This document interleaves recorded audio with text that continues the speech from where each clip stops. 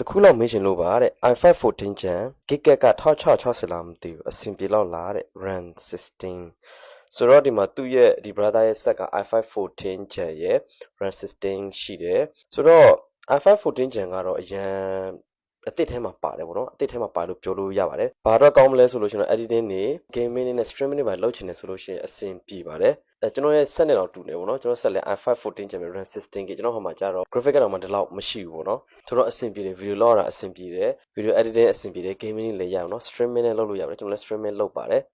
RAM 16ဖြစ်တဲ့အတွက်ကြောင့် multitasking နဲ့ easy လုပ်လို့ရပါတယ် brother နဲ့ upgrade လုပ်ချင်တယ်ဆိုလို့ရှိရင်တော့ဒီ 1660ကိုနော်ကျွန်တော် RTX 3060လို့4050လို့နဲ့ upgrade လုပ်လို့ရပါတယ်ဒါပေမဲ့လည်းအခုဆက်ကလည်းအများကြီးဆင်ပြေတယ်ဗောနော်အများကြီးဆင်ပြေလို့ပြောလို့ရပါတယ်ဘာလို့လဲဆိုတော့ကျွန်တော်လည်းဒီ processor အတိုင်းပဲကျွန်တော်သုံးနေတာဗောနော်အဲဒါကြောင့်မလို့အဆင်ပြေပါတယ်အချုပ်ပြောရတယ်ဆိုလို့ရှိရင် brother ရဲ့ setup ကအများကြီးလုပ်လို့ရပါတယ်တကယ်လို့မှကိုက upgrade လုပ်ချင်တယ်ဆိုလို့ရှိရင်တော့ GPU လေးကိုပဲ upgrade နည်းနည်းလုပ်လိုက်လို့ရပါတယ်ဒီအတိုင်းလဲဆက်သုံးလို့ရပါတယ်ကျေးဇူးတင်ပါတယ်